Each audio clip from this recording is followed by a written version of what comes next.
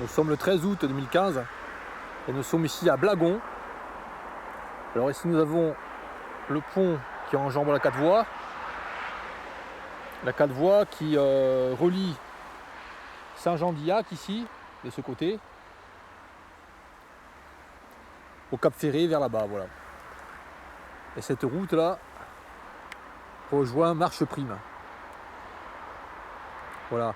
Donc pas très loin d'ici en fait, du côté de Marcheprime. Il y a eu des feux de forêt. Beaucoup de feux de forêt dans la région qui sont déclarés un peu partout. Le plus gros feu s'est déclaré, je crois que c'est le 25 juillet, le dimanche 25 juillet, vers Saint-Jean-d'Illac, voilà. Donc nous pouvons voir ici, contrairement à ce que disent les médias, que la forêt, le sous-bois, n'est pas sec. Voilà, normalement il n'est pas sec, voilà. Alors on voit que c'est de l'herbe très verte. Donc ça c'est pas vraiment facilement inflammable. Donc c'est pas parce qu'il a plu ces derniers temps que c'est reverdi. Hein. Le 25 juillet c'était aussi vert comme ça partout. Hein. J'ai fait une vidéo à Belin, on voit que le sous-bois est très vert. Donc ce que je voulais filmer ici, à Blagon, c'est montrer que ici, à cet endroit, il y a un engin qui est fraîchement passé là, entre les rangs de pins. Et nous pouvons voir que d'un côté où l'engin n'est pas passé, l'herbe est verte, et du côté où l'engin est passé pour fragmenter comme ça les graminées, nous observons que justement c'est sec ici, voilà. Donc en fait, les engins font en sorte que le sous-bois devient inflammable. Et là encore, ils l'ont pas fait de manière vraiment extrêmement importante. Ils ont fait juste un petit passage là. Mais à des endroits, dans des forêts, ici dans la région, ils ont fait du travail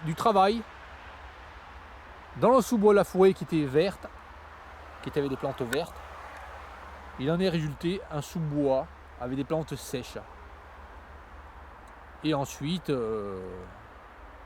il a fallu que soit des imbéciles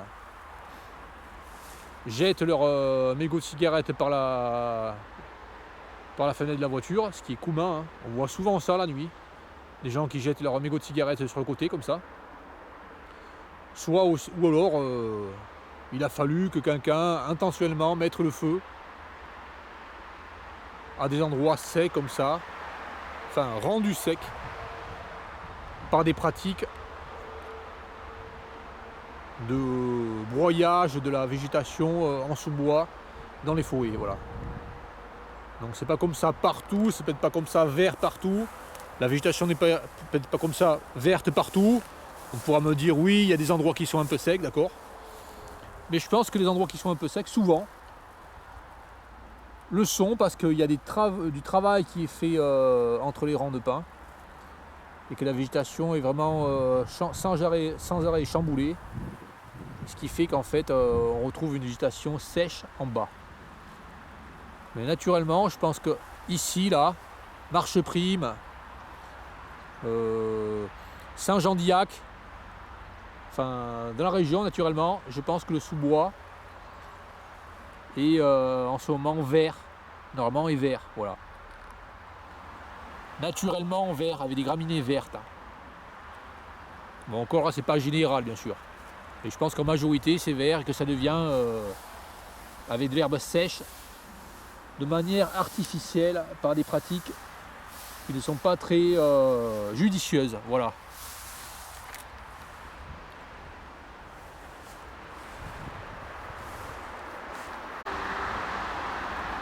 Alors là on voit particulièrement bien ce qu'a fait les espèces de barres là qui sont sur les chenilles des engins qui passent.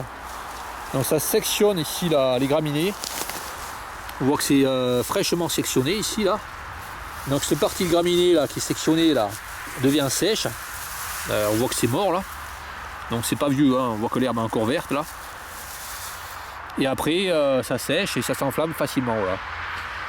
On peut se demander aussi pourquoi ils font un travail entre les rangs de pins ici, alors que nous n'observons pas de plantes vraiment qui pourraient gêner la pousse des pins. Nous observons du calune. Voilà.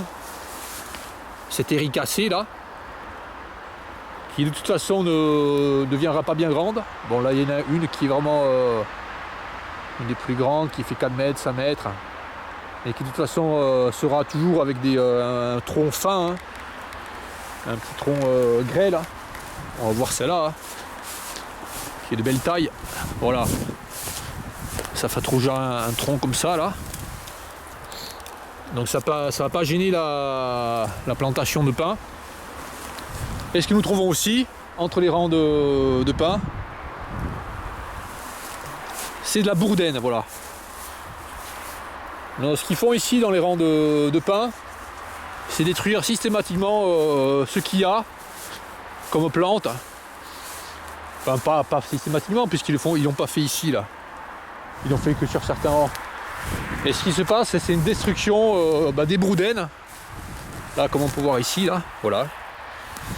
Là, on voit qu'ils ont coupé volontairement là, ces bourdaines dans les rangs de pins. Ce qui fait en fait que, après, à force de faire ce genre de pratique, la végétation est moins verte entre les rangs, je pense. Ce que je pense là. Et je présume aussi que le travail entre les rangs de pins, le travail vraiment qui se fait très souvent entre les rangs de pins, favorise un sous-bois avec que des fougères aigles. Et un sous-bois avec que des fougères aigles, c'est vraiment un sous-bois qui est beaucoup moins riche en biodiversité qu'un sous-bois comme celui-ci, avec vraiment beaucoup de graminées, comme on voit là. Voilà, là. Donc ces graminées là permettent vraiment à beaucoup de papillons de vivre, les papillons de la sous-famille des satérinés.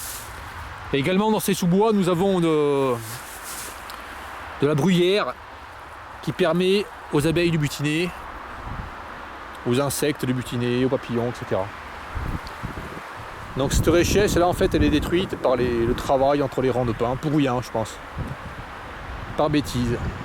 Et en plus ça favorise le fait de faire les travaux entre les rangs de vignes, ça favorise les incendies et ça coûte cher de faire ce travail, ça coûte très cher je pense. Oui, ça coûte très cher en matériel et en main d'œuvre. Voilà.